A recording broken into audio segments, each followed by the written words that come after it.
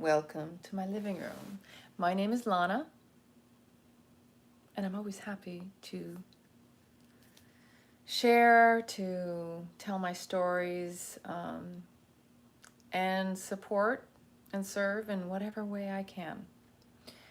So when a couple nights ago, I was really reflecting, and the next morning I woke up and I got this message that dropped in that we're meant to be living 50% in the dark and 50% in the light.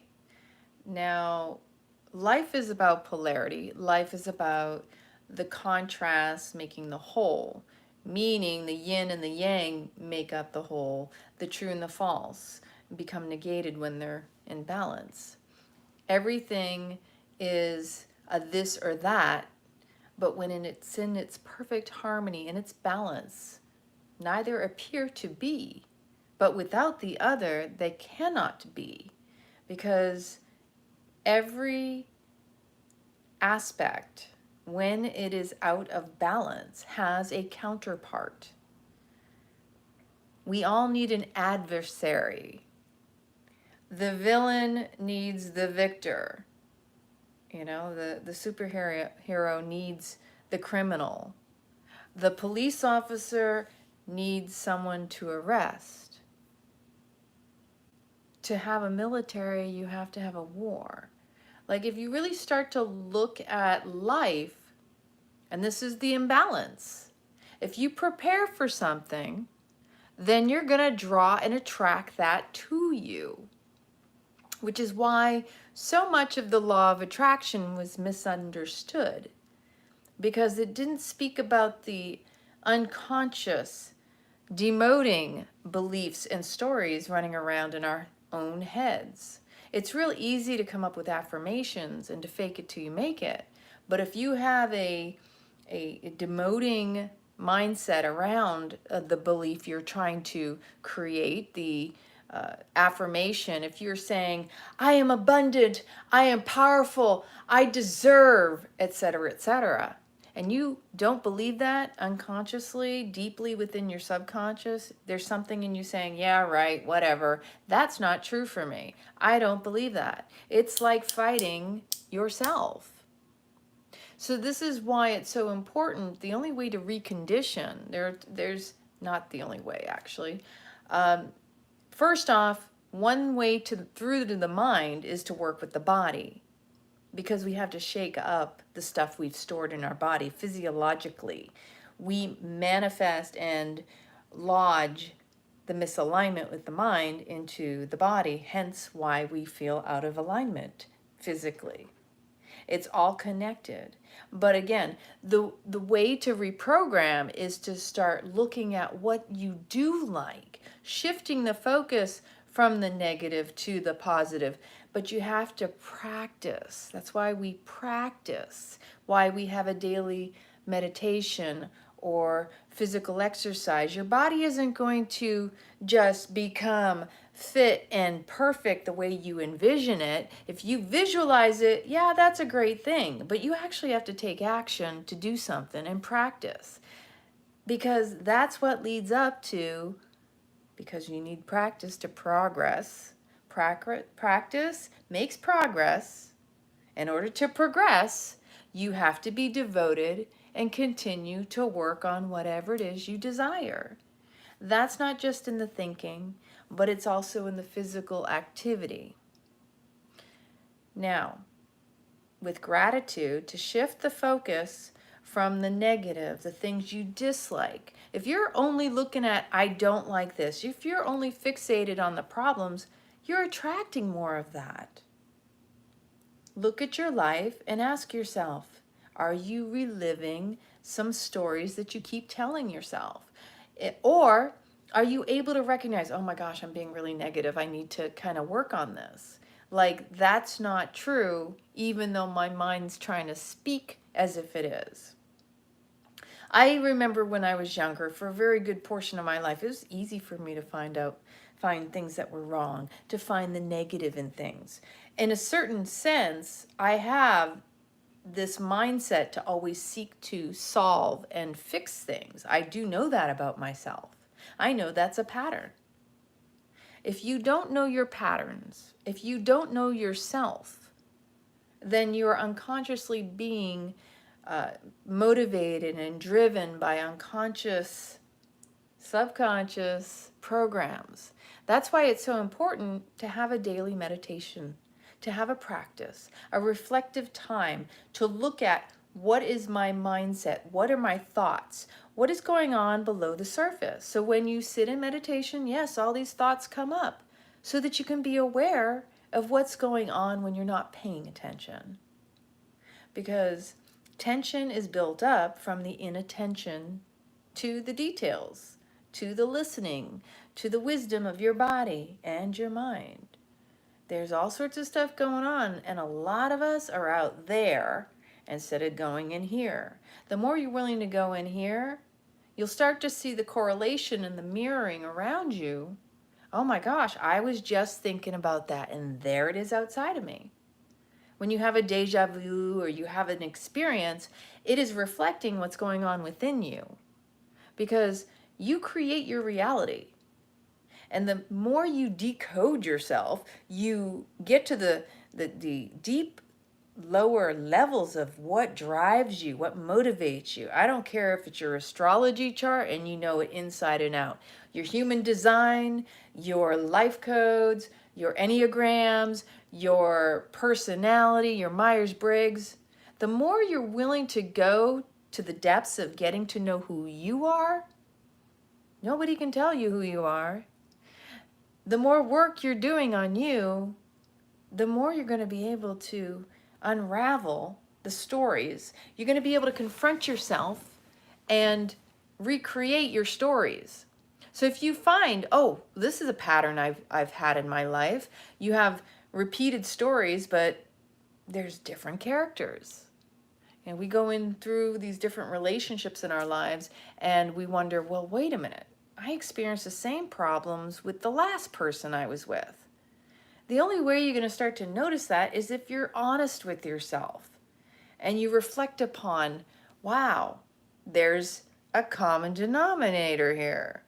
People come, people go, but I'm still here. Because no matter how far you run and you try to hide, you're always there with yourself. The one thing you can't hide from. People try to numb themselves out with all sorts of stuff. Whether it's food, it's shopping, it's gambling, it's drinking, it's drugs, it's whatever you want to hide in, it's a form of addiction. But when you numb that pain or you try to resist and run away from whatever it is, it will keep coming back full force, stronger and stronger than ever, because you're avoiding it is still as if you're feeding it. So again, the law of attraction, even the things you think you're not giving energy, the more you're resisting them, they're creating momentum and pressure. So that's why they come back more full force, because you have resisted it. Nope, it doesn't exist. It's cognitive dissonance like a child. If you are ignoring it, it's in your awareness, whether it's conscious or unconscious. So this is what wasn't taught in the law of attraction. The fact that a lot of people know what they don't want. Instead of focusing and keeping their attention on what is working, that they do like, to create more of that and create the momentum in that direction, as opposed to going to a restaurant, someone hands you a menu, what would you like? Well, I don't want this, and I don't want like that. I don't like this, and da-da-da-da-da-da. That's more complaining. Complainers get more to complain about. Now, appreciation grows. Just like money. There's a reason why they call interest, because it gets your interest, and appreciation, because appreciation is about growing. So the more you have gratitude for something and you focus on the things that you want to grow, then you will manifest more of that. As simple as this is, it's difficult for people to wrap their heads around, because we've been living life in this habitual routine, day after day, living like Groundhog's Day. on repeat, never questioning, did I have something to do with this? It's so much easier to blame Murphy's Law or to blame external circumstances or to say this one did it or that one did it. But see, that's part of the problem of our society and our culture, is we're all about the pointing the finger out and never looking at the three pointing back at us. The guilt and the shame, it doesn't get you anywhere. It causes more problems than it solves. And because of the conditioning and the programming we've all experienced, we've been conditioned to only accept what society and our culture deems as good. That creates a conflict in itself because we become misaligned with our integrity and our authenticity of who we are on a soul level. That causes the most dis-ease in all of us, because we're trying to conform to what we've been told is good, just, and right. So in that, it causes us to deny our weaknesses, which could be our strengths. It causes us to deny what is natural for us because it's not in the conformity line. And that's what's causing the most pain and suffering in the world today, is this always trying to fit in, to go along and get along. If you behave this way, you'll get this. Proving ourselves worthy of receiving the things we think we want because we've been told that's what we should want. You should follow this path. Seek the white picket fence. You know, I know for myself, growing up for a long time, I actually thought, this is the life I'm going to live. Because, God forbid, a lot of Disney films have convinced us women that there'll be this Prince Charming on a horse come to save us. And we should get married and have children. Oh, and we should do it all too, by the way, because, you know, women's lib and all that other, excuse my French, bullshit. Because it took and changed everything for all of us. And it's got us all trying to meet these expectations, so-called cultural norms. There's nothing normal about it. If it doesn't feel right within you, it's not right for you. So the sooner you recognize and you tap into your body's wisdom and you learn what's right for you, the sooner you can lean in that direction instead of going along with the rest of the herd. Because when you follow, you lose yourself. When you come from that innate knowing, that gnosis, that's a knowing thyself, then you feel more inspired from within instead of nudged or pulled or pushed or tugged, poked and provoked from the outside. When you allow yourself to be inspired, that's taking in the breath. That is the breath of life, spirit. That's what fuels you. That other stuff doesn't fuel you. It may motivate you. It will probably infuriate you, especially if it's not right for you. Again, it is really, this life is about us learning to find out, who am I? What am I here to deliver? What ignites me from the inside out? What is my passion? What did I love to do when I was a child? What are my gifts and talents? What do people say they love about me? What are my strengths? What are my weaknesses? The more we're willing to own even our weaknesses, the more we strengthen them.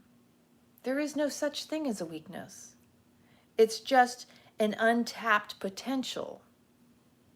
But we've been taught to deny what doesn't work, as opposed to recognizing it inspires what does work.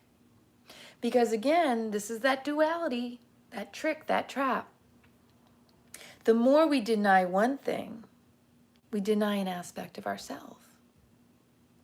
And when we see others and we dislike them or we point fingers at them, that's something, that's a harm against ourselves. That's a denial of a part of who we are.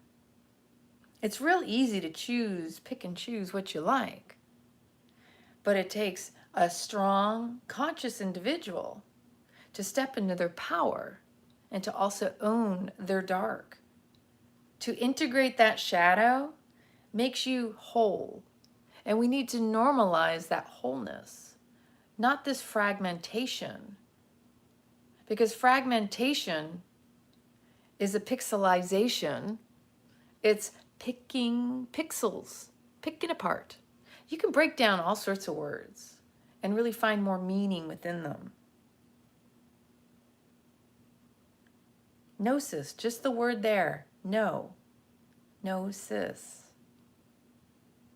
There's so much wisdom if you have eyes open. With real eyes, realize that life is full of lies.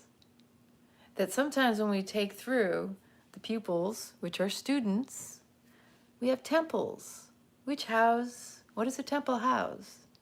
The divine, this temple, this body. We are all divine beings. So there is a lot of wisdom here within you. But the only way you're ever going to tap into it is to decode, to research, to be true and be present with your own true essence. That's what you're here to present. That is the gift within you. Getting to know what that is the key. The more aware you are of who and what you are inspired by, what drives you, what's your passion, what's your fear, what do you love, what brings you joy, what creative sparks come from you. Do you like the sound of your voice? Do you like your nose, your eyes? Can you write down all the things you love about yourself? See, this practice of getting to know yourself and creating this relationship to self is the most powerful thing we can do, and is what's necessary right now more than ever before. Because most people are fragmented. Most people are in denial of their own being. They're just doing what they're told. They're just going through motions, part of the programming. This is the life you should live. Structure. I don't think we were meant to live in boxes and structures that are so poignant and this is the way robotics move. We're not robots, people. And I remember growing up, my mother used to get very annoyed by tables, especially coffee tables. You know, what do? You hit your shins on the corners and the points. Like, life should be more organic and fluid and rounded and have form, like nature. When you go out in nature, there's not a whole lot of pointy, except for, you know, certain plants and such. Nature is fluid and creates such beauty. We are inspired by nature, and nature is a part of us. It's about tapping into our true nature, though, that we really need to become more intimate with. You know, going out in nature creates that intimate connection to self as well. Because nature nurtures, and it's in our nature to nurture. So when we marry the two, and the more time we spend outside, we get to know ourselves in how we respond to nature and how nature responds to us, because we can have a dialogue. Haven't you ever had a conversation with the birds and you whistled back and forth and they mimicked and you mimicked? It's delightful. Or when the wind was blowing and you felt the kisses of the wind upon your skin. Or the raindrops on you. Or just a squirrel and you gave it something to eat. There's so much to behold if you're willing to be held, because nature is there to serve. So this for me came up as a collective theme that in order for us to be whole, we really need to embrace it all. And I speak about this a lot, about how this duality is about wholeness. And when we come back to our wholeness, not just picking the parts we like, but embracing it all, integrating and knowing what that is, that's our superpower. The choice to really step into the wholeness of our being, our true essence of presence, that every little bit of us is perfect. We are in the image of God. Why do we deny this? Why do we resist it? Because of the conditioning. Because from the moment we're born, we're told we're born of original sin. And so therefore we have to prove ourselves all the time. To what? To who? To society, to this culture. The more we're trying to prove ourselves, the more we're actually not doing ourselves a service. Because to prove yourself, it takes you out of your authenticity. It's not in alignment with integrity when you have to prove yourself. Because to prove yourself makes you have to step out of your truth. There's nothing true in proving anything about you. But our dark and our light are equally important. And that's the key in recognizing that the dark is what gives that shadow to illuminate the light. And the light also helps to create the shadow. They balance each other. You can't have one without the other.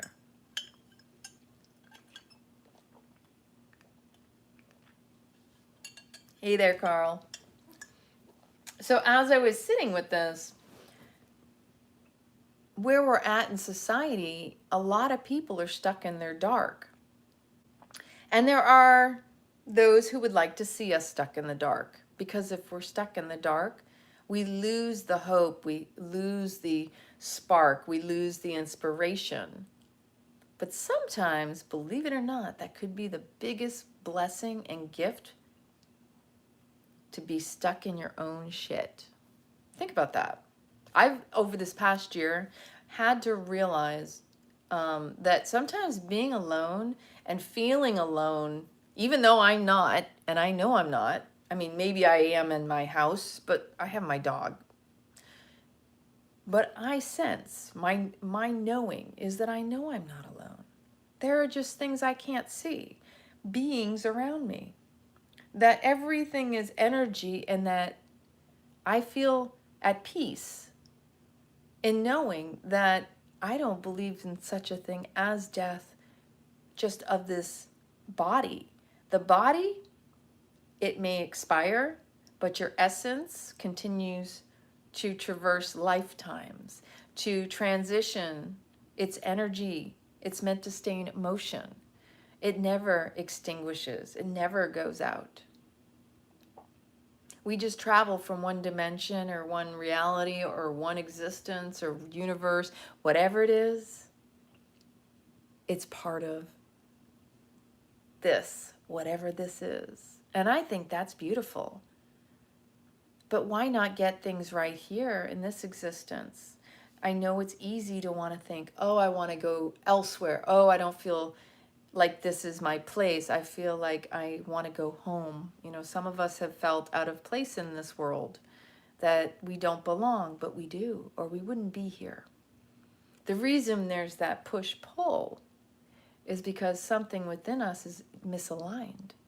We all came here for a reason with gifts. We all signed our contract energetically, knowing that this is the most miraculous, amazing time to be alive. That we also knew that we would forget from the start. We would have that little bitty window of remembrance. And that because man has created conditions upon this life, it slowly got veiled over. Layers were placed upon it. It doesn't mean you can't remember. In fact, that's the whole key. That when we come together in unity, humans in unity equals humanity. That is when we remember. Break that word down. We come together to create the consolidation of the energies of the source of God consciousness. The more people that come together in group consciousness for intentions, for expansion, whatever, it could be for mal-intentions. But the truth is when we come together in group energy, in humans, forms, unity, community, humanity, unity, it's all about remembering. We're more powerful in numbers because we are all images of God. We are all God's source. We are all that collective energy. The drops in the ocean, we create the ocean. That's powerful stuff. And when you recognize that, the more we do come together, and you wonder why you connect with certain people, because that is part of a soul contract, a soul memory. We came here to remember. We came here to reconnect. Remembering isn't just a memory. It is a energetic gnosis. It is a bodies to bodies. Not talking about anything intimate. I'm talking about we come together in a group, and that's members coming together, remembering. And that sparks one another. It unlocks the ciphers, the codes for one another to remember our memories from past, to remember why we're here. That the more we join with others, because that's where our true power is, not to hide out in the Himalayan mountains or caves. To me it's a little silly, because it sounds all like, oh, that's so, wow, powerful. Yeah, but when you come back, how well do you integrate that into humanity again? How well can you go up to a cave, hide out? You might go crazy. You never know. Everybody has a different experience. Eventually you have breakthroughs. You create the sensory deprivation or the isolation and being away from others. You will have your breakdowns to break through. That's part of the process. Divine works that way either way. But eventually we came here to be with one another. We didn't come here to go escape. You can try all you want, but the true work and the true power is within groups and humans together. So again, remembering is powerful. Coming together in groups with the set intentions, that's even more powerful. And it's known. It's known how to harvest energy in that way. So yeah, if you're somebody who goes to certain events, be very cognizant of the environment you place yourself in, because yes, you will feel the energies of others, and depending on how sensitive you are, if you know yourself, you'll be able to discern what is yours, what you're feeling that's part of the group or individuals around you, and whether or not you want to contribute and be a part of those environments. Because we do need to be selective. What do you want to grow? What do you want to be a part of? Because if you are choosing something that goes against your soul purpose and it doesn't align, you will feel it. You'll feel the exhaustion, some of the symptoms. You'll be exhausted. Maybe you'll even feel run down. Maybe you'll have physical pains, aches. Depends on where it is in your body the misalignment is taking place. But these are just small little symptoms. Maybe you have a migraine. Maybe you just feel agitated. Maybe certain emotions come up. Maybe even memories from your past.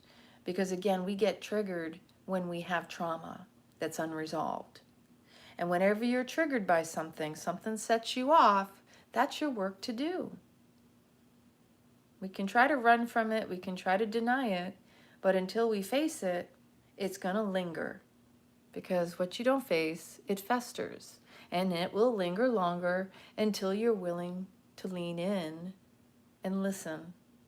What's the lesson here for me? What's the blessing in this opportunity? Because there is always an opportunity presented.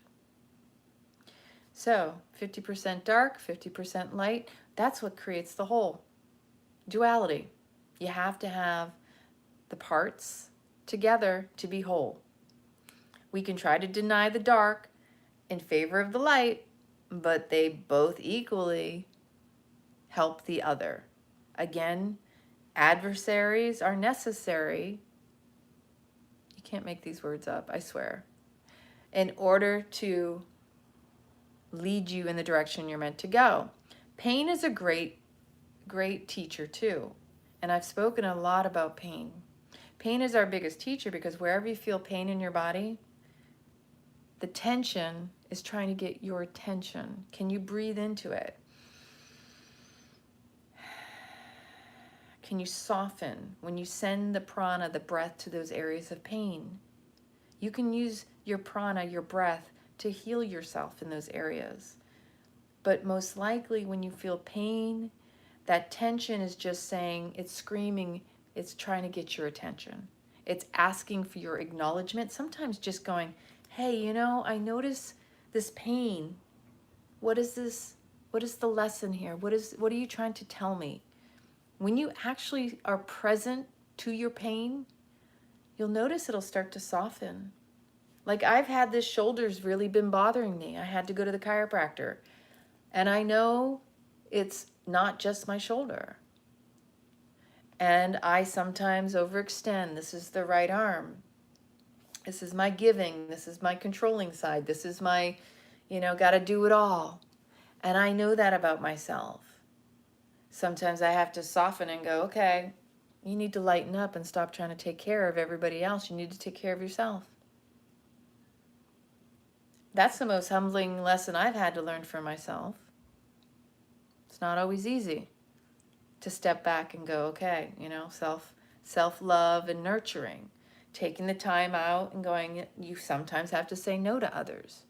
And if you're somebody who has a hard time saying no to others, and others won't necessarily like hearing a no from you, that will take practice. But it's about progress, not perfection. So take everything step by step, one day at a time. Be kind on the mind. Make peace with your pain, because that's what it is. It wants your attention. Going back to these themes that are coming up in the collective, though, the story I want to share explicitly, gosh, I feel this, I can still remember it like it was yesterday. I was in Villa Comunale. I was living in Naples, Italy. I was on the phone with my mother. I had spent months in a very toxic work environment. I was unhappy. I was literally going to work just let me get through this day. I worked through my lunchtime, which was above and beyond, because I just wanted to get the day over with, because people were looking to attack me, and that's how I felt energetically. Like they were always looking for something wrong with me, because I had a medical condition. I had hit my head. I was on gabapentin and Neurontin, and even though I should have been on disability, I should have been taking short or long-term disability at the time, I didn't think like that. My mindset was, I'm the only one working. I have to take care of myself. I'm a single woman. I have to work. Nobody's going to do it for me. Because my mindset was, got to push through. Nobody's going to do it for you. Got to take care of yourself. It was this whole, no matter how crappy you feel, I didn't even think about my options. I didn't even know I had options. Nobody ever suggested it to me either.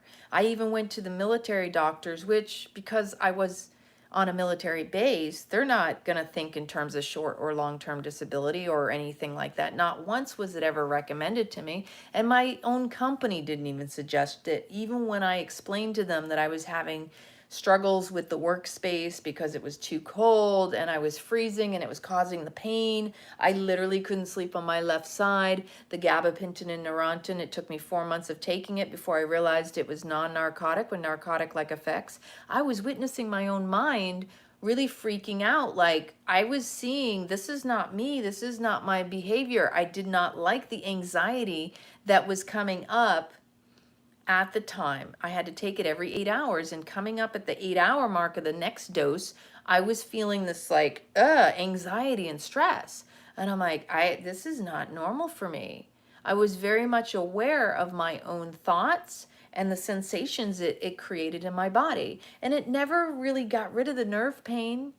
It didn't do anything for the pain I was experiencing. I had pinched nerves in my neck. They were radiating down my arm. I had a couple fingers were completely numb.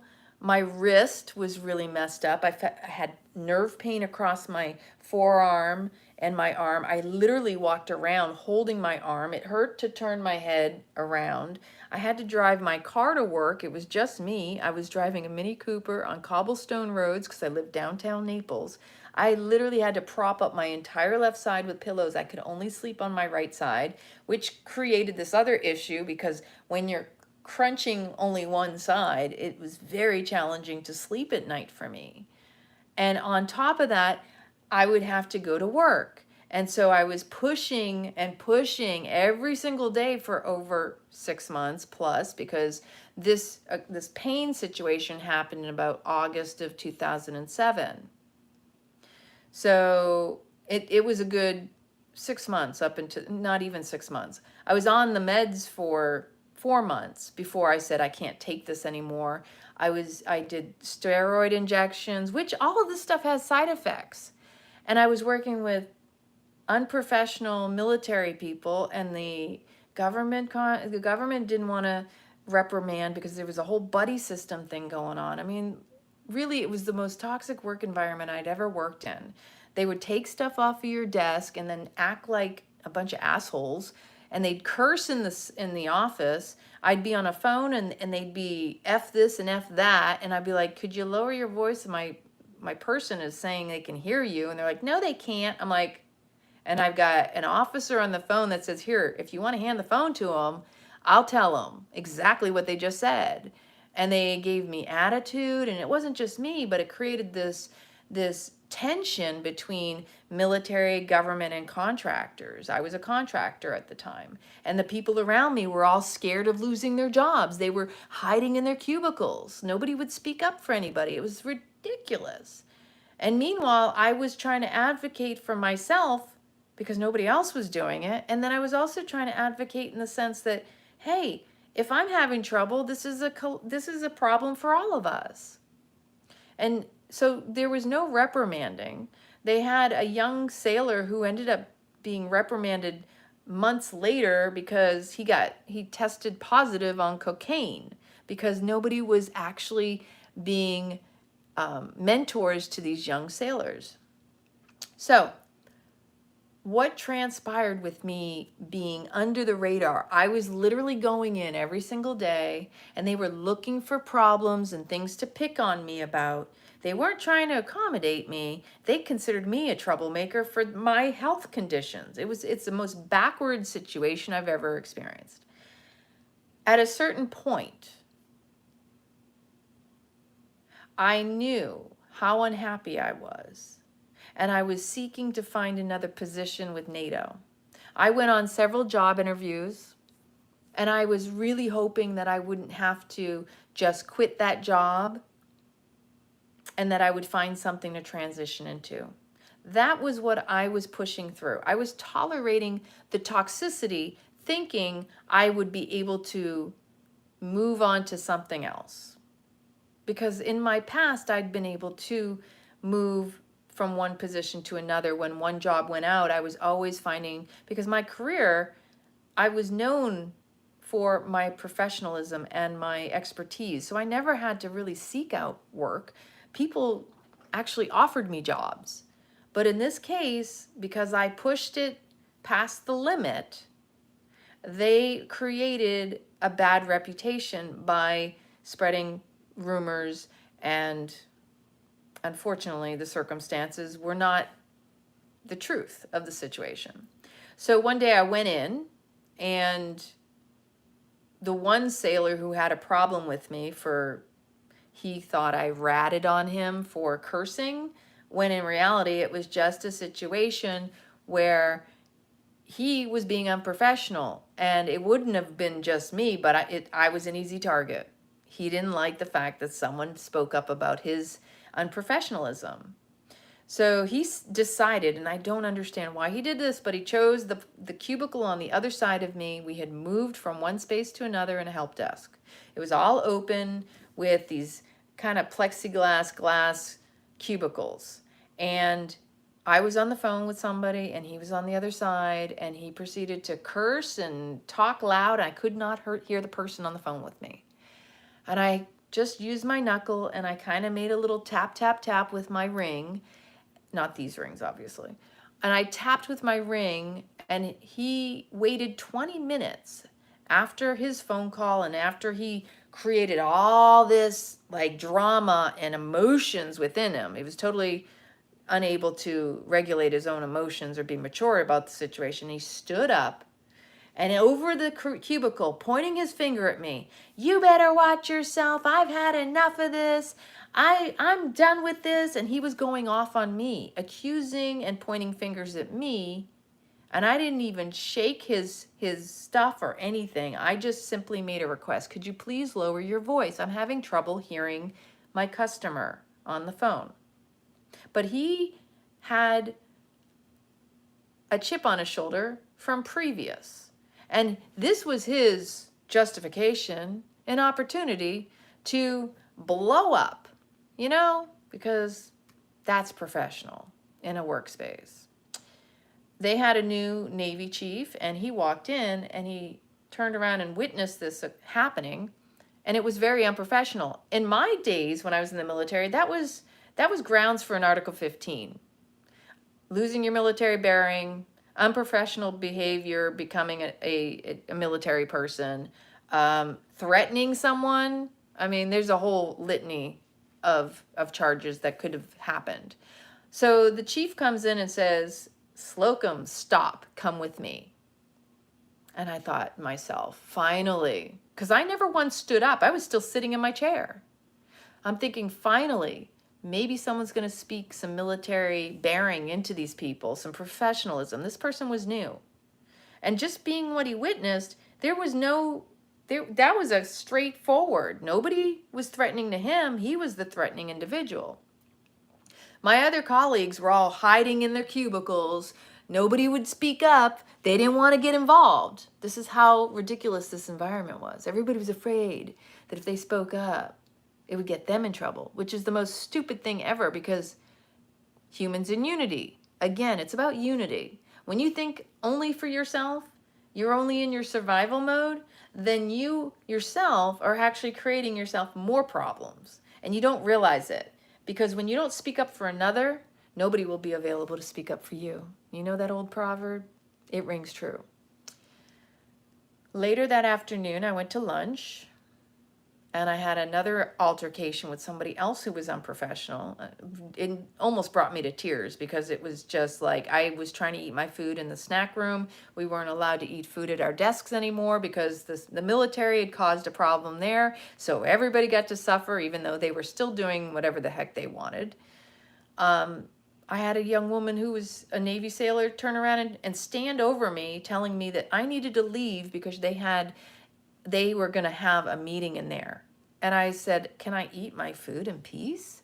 And she literally stood over me, like staring at me. I'm like, oh my God, this is just ridiculous, toxic. See, the problem is, and this is the truth, and this rings true in any work environment, when leadership is toxic, that shit trickles down. And it creates competition, distrust. It causes problems between colleagues in the workspace. That doesn't just happen in the workspace. That is created from the top down, not the bottom up.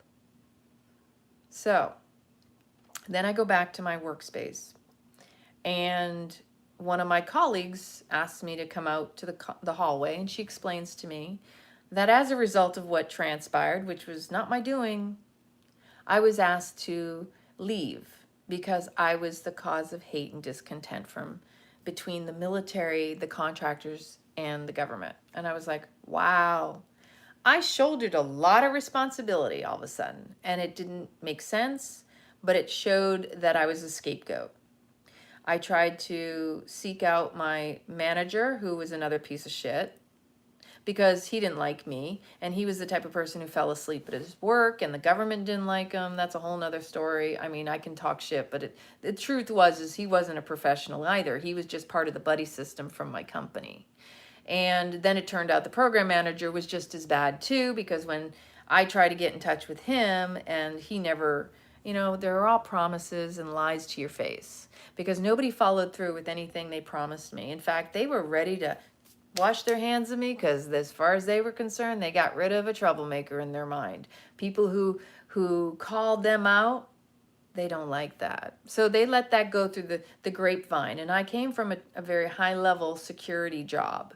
So when you are blacklisted, it's very challenging to get another job in those environments. So having said that, I had to figure out what my next step was, and I was very dismayed. I was very upset, very distraught, because I'm already dealing with medical stuff. I was really struggling just to get by day. So this was just one more added issue.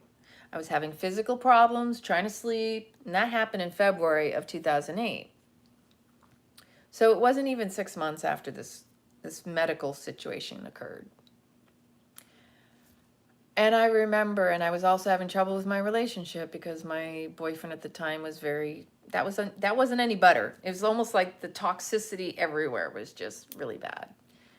So I'm in Villa Cumanale with my dog, and I'm on the phone with my mom, and I was just reflecting on the situation. I said, you know what?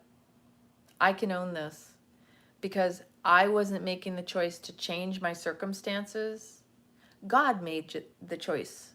God stepped in and made the choice that I was unwilling to make. It doesn't make it right. There was no justice involved. But you know what? That's how the divine works. When you don't make the choice for you, it will be chosen for you. And that is the lesson in all of what I experienced. That I wasn't choosing me and taking care of me, that I chose to be in that environment.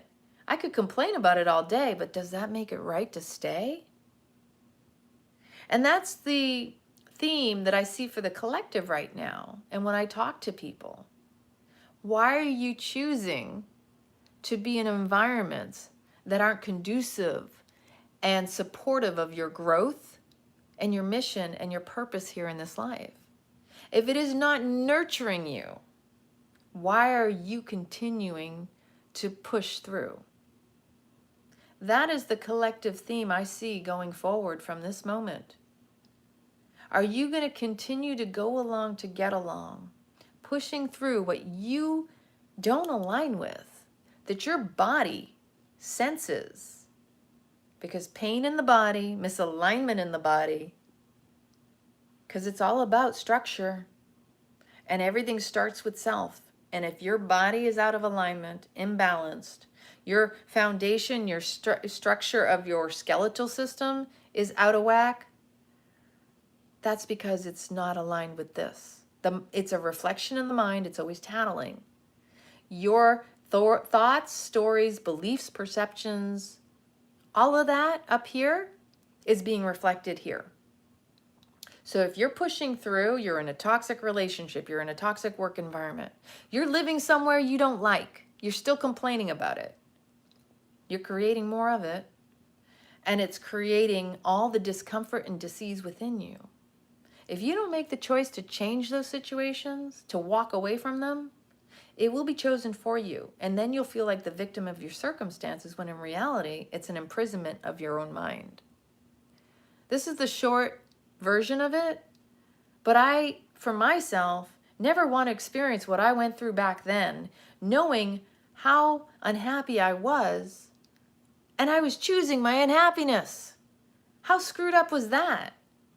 At that time in my life, I just wanted to stay in Italy. I'll be straight up. I did not want to leave. I was heartbroken, because to me, Naples was my home. I still miss it. But it was actually the best thing that ever happened to me, because I wouldn't be here right now talking to you and sharing this with you. And that story, that pain that I've been rebirthing from and learning so much about myself during all that period of my life, that yeah, I'm fiery, and I was pissed, and I sought to be validated and vindicated, and I went to the military, they pointed to the government pointed to the military, and they pointed to my company. Nobody wanted to take responsibility. Nobody wanted to be accountable to the circumstances. They all just wanted to point the finger at me. That was pretty fucked up. And I hated every minute of that. And it sucked. But you know what?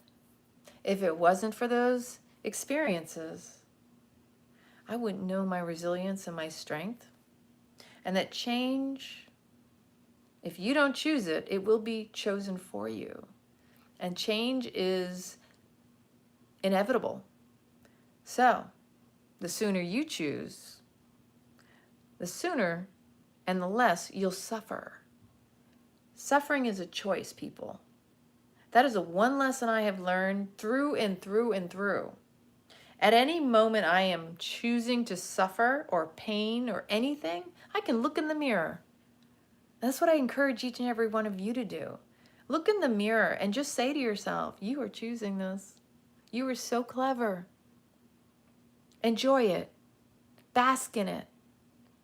Because as you choose to feel this, as you go in full, like really, you know what? If you're going to choose to feel this, sit in it.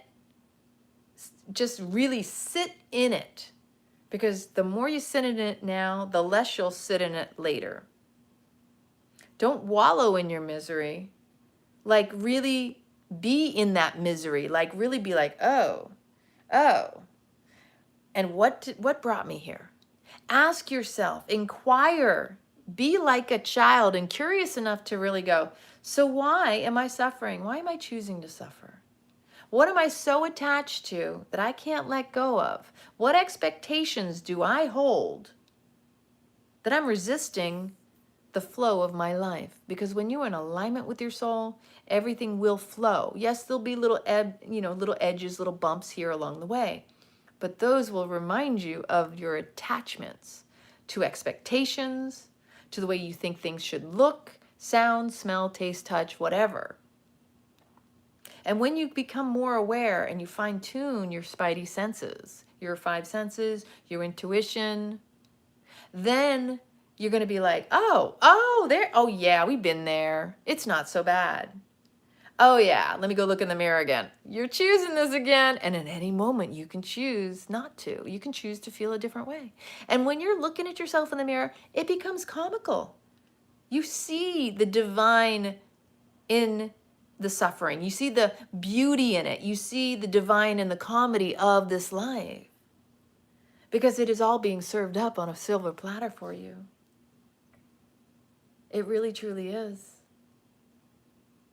It's like, how are you going to experience this? Because you get to choose that. If something doesn't go your way, you're going to pitch a fit, you're going to have a temper tantrum, do it if you want. Nothing wrong with it. It's up to you.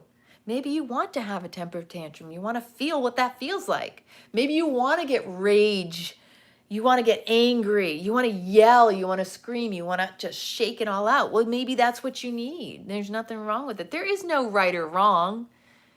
It's the thinking that makes it so. It's the society that told us this is what it's supposed to be. And so you shouldn't on yourself. You know what that means? The more you're in this whole like, oh, I'm not supposed to do that. Oh, I'm not supposed to feel that. Who said? Who made up these crazy rules? Be in your authenticity. Okay, you feel crappy? Feel crappy. Be with that. Be okay with being crappy.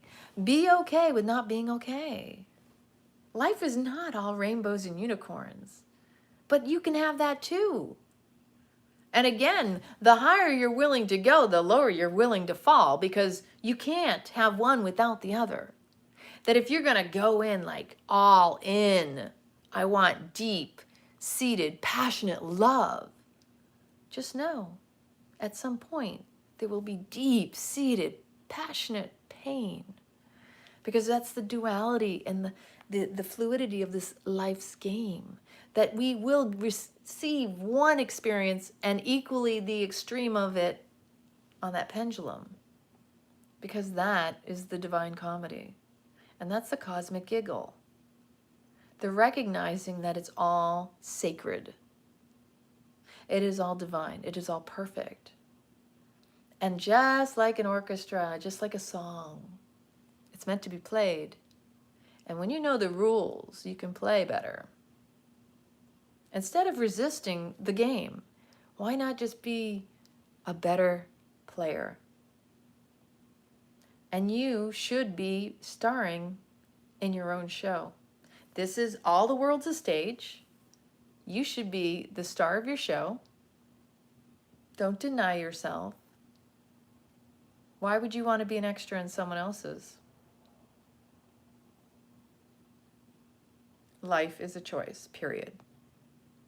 How you get to live it and how you choose to show up to it, respond to it, is all up to you. If it wasn't for losing that job, I don't think that I would have come to the points that I've come to, the epiphanies, the awareness of who I am and what I want and desire in this life. Like, I'm not about to play small, because I can have it all. And what does that mean to you? People are so quick to say, oh, well, I don't have to have that. They like short themselves in what it is they truly want. The more you're willing to own, like, yeah, I want it all.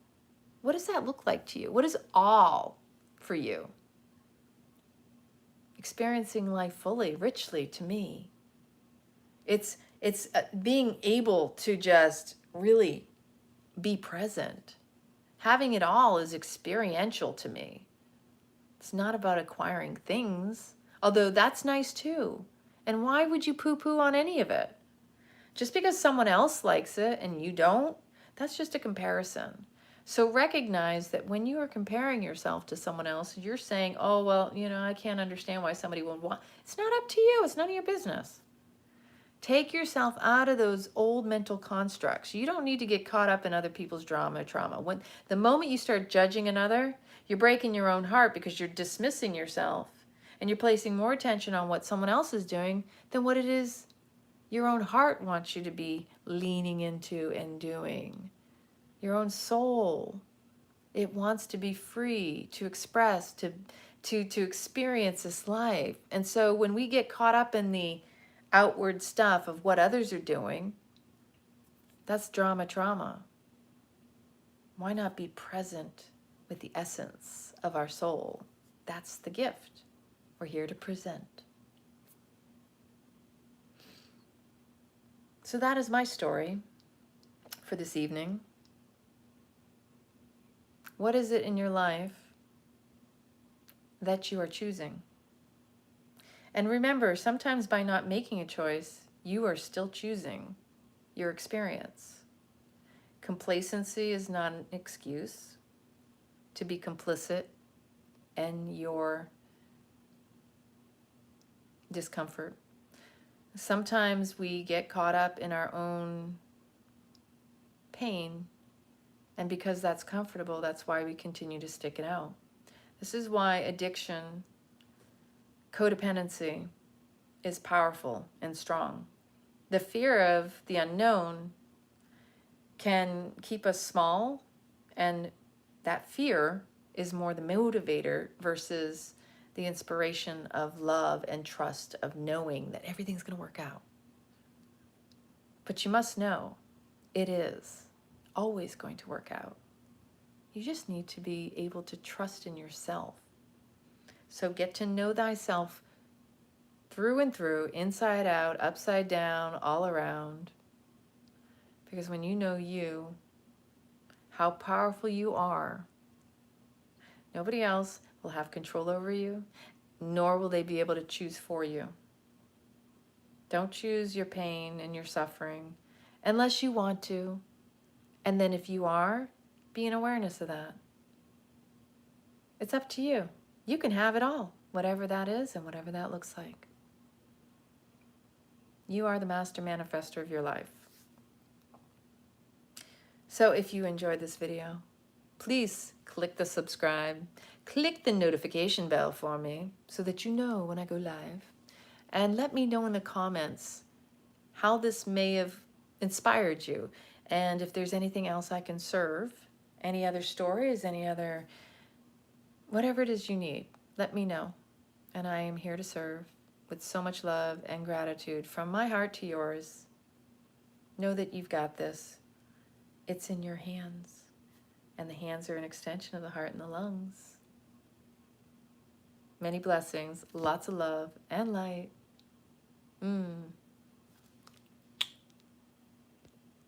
I love you.